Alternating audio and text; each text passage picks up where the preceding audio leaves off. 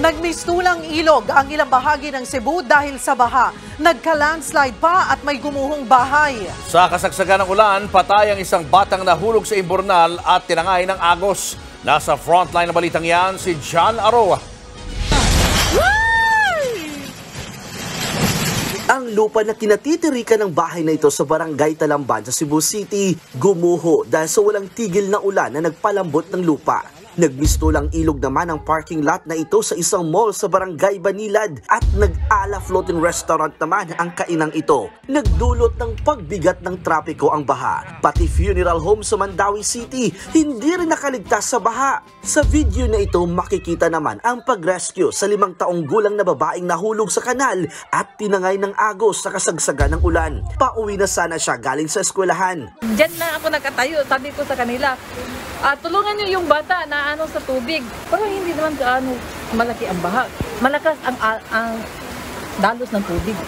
Nakuha ang biktima at naisugod sa ospital pero namatay rin. Ito yung imburnal kung saan pumasok at tinangay ng malakas na agos ng tubig ang katawan ng 5 taong gulang na batang babae. Ayon sa mga nakakita, ay sinubukang kunin ng batang babae ang tsinelas ng kapatid na tinangay ng agos ng tubig. Ngunit sa kasamaang palad ay nahulog ang bata sa kanal at pumasok dito sa imburnal. Sa ngayon, nananatiling baha sa maraming lugar sa lungsod. Ayon naman sa Mandawi City Disaster Risk Reduction Management Office, sabi yung pagbuhos ng ulan in a span of 1 hour, yung buhos na ulan is very heavy talaga na hindi makop na natin mga drainage system.